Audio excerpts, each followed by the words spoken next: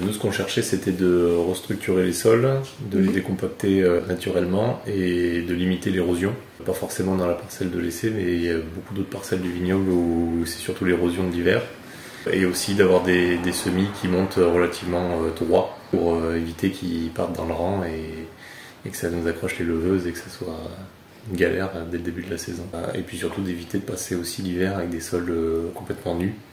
Ce qui m'a aidé à me lancer, c'est déjà comme j'avais des terres et déjà les semences, ça m'a facilité la vie pour le coût de revient. Et puis après, par rapport au couvert, c'est surtout que la févrole et l'avoine améliorera un peu la structure du sol et m'apporter aussi des nutriments. Et pendant que les couverts poussent, il n'y a pas d'autres herbes qui poussent aussi. Et puis donc un petit peu d'économie d'engrais avec la févrole, puisque cette dosité d'azote ramène de l'azote au sol.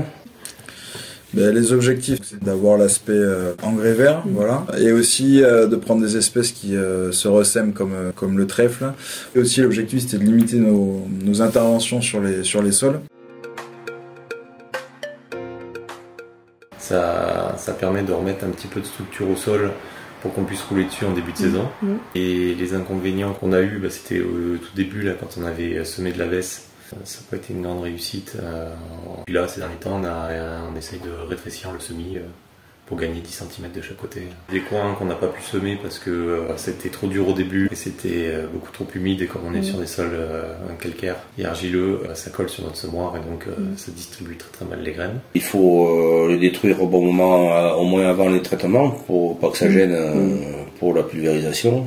Sinon, des années comme cette année, par contre, j'ai été assez surpris que les sols soient quand même tassés malgré les couverts. Mais c'est dû aux pluviométries assez conséquentes de l'année, quoi. Et puis bon, le résultat au fil des années, j'ai remarqué que quand même, par rapport à des parcelles de collègues qui me touchent, qui ont été plantées les mêmes années, avec les mêmes cépages, au niveau vigueur, j'étais beaucoup mieux, quoi. 2-3 premières années, on voyait pas énormément de différence.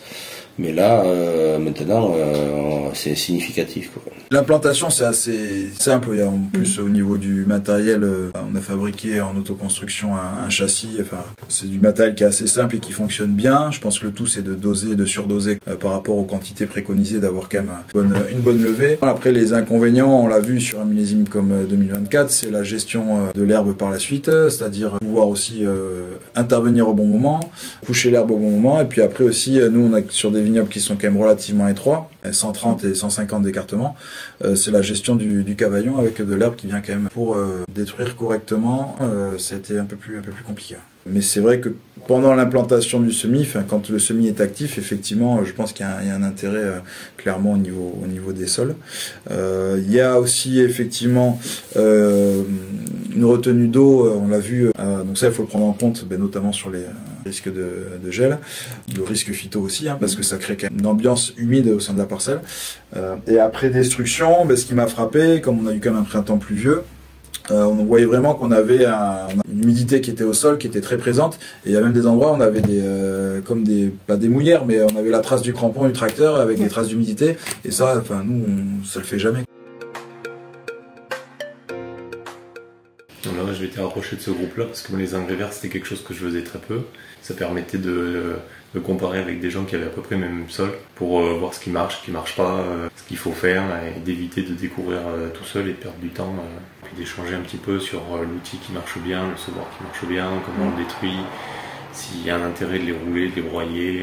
Mais justement, c'est les échanges techniques avec les uns et les autres, il y a toujours des choses intéressantes à découvrir ou à peaufiner. Justement, il y a un collègue dans le groupe qui a fait des essais sous le rang avec un matériel où il y a 3 outils dessus et ça me paraît intéressant, donc voilà. Moi, le gros intérêt, c'était de pouvoir aussi structurer un petit peu l'essai, voilà, avoir des personnes aussi qui suivent ça et aussi sur le moyen terme, passer sur 3 ans, donc ça c'est le gros intérêt, plutôt que de le faire tout seul avec pas forcément le temps de le faire. C'est vrai que le fait que ça soit aussi encadré par la chambre, ça donne quand même du sérieux et du suivi à l'essai. Effectivement, le fait d'être aussi intégré à un groupe, ça permet effectivement d'échanger sur les pratiques et gagner beaucoup de temps sur tel outil qui peut être intéressant ou telle pratique. Là, cette année, c'était vraiment que le côté climatique qui a fait qu'on l'a pas fait. Ouais. Mais sinon, il y a une vraie volonté de les semer. Et après, comme j'avais dit, là, par contre, d'acheter des graines un peu plus sélectionnées pour être sûr de la reprise. Parce que une année où, oui, elles n'étaient pas très chères, mais il n'y a pas eu grand chose qui est sorti. Et les grosses différences, c'est quand ça avait été racheté, c'était tout désherbé. Donc déjà, à niveau de revers, c'était un peu limite. Maintenant, on travaille les sols et il y avait eu des fosses qui avaient été faites et avant, les racines étaient relativement peu profondes. Et là, maintenant, ça va relativement profondément. Donc, on est aussi un peu moins sensible à la sécheresse. Mais après, au niveau des semences, peut-être voir rajouter du trèfle incarnat. On avait fait l'essai dans la parcelle là avec vous. Cette année, il n'a pas trop poussé, mais je vais récidiver et puis on va bien voir à un moment donné si ça marche ou pas, quoi. L'implantation en soi, je pense pas que ça soit très compliqué pour personne. C'est plus en fait voir aussi ce que ça va engendrer par la suite, parce qu'il y a un point que j'ai pas trop abordé, c'est aussi l'aspect entrée dans les parcelles. Nous, sur la modalité 100% semé, donc c'est-à-dire tous les inters en semé, le cavaillon était toujours travaillé. C'est quand même visuellement, enfin, le pied est quand même moins accessible. Il y a l'aspect aussi, bon, on est toujours trempé, hein, jusqu'à midi, il faut avoir les bottes, donc ça, pour les équipes, c'est pas toujours très confortable. Donc l'idée, c'est plutôt de l'implanter carrément, de semer avant vendange, oui. Avoir une levée qui se fasse en partie à l'automne et qui suit au printemps, mais avec un couvert qui soit plus développé sur le mois de mars. Et l'idée, c'est de faire une destruction beaucoup plus précoce pour être un peu plus serein sur l'aspect PGL, un peu plus serein sur l'aspect phyto, être sur une période où le travail du sol, on se fasse moins gagner aussi par l'enherbement. C'est vrai que quand on détruit, donc là on a détruit fin avril, on est en pleine pousse de tout, et donc c'est compliqué de tout gérer. De les planter serrés. De laisser de la marge entre le pied de vigne et l'engrais vert. Mais pareil, faire partie d'un groupe comme nous pour avoir les bases techniques concrètes, quoi. Malgré tout, faut bien travailler son sol, décompacter son sol avant pour que le couvert soit le plus joli possible pour l'implantation des graines, quoi. Et puis en même temps, le fait de décompacter permet aussi l'hiver de faire entrer les pluies, de faire des réserves d'eau aussi pour la suite des mois qui arrivent après, quoi.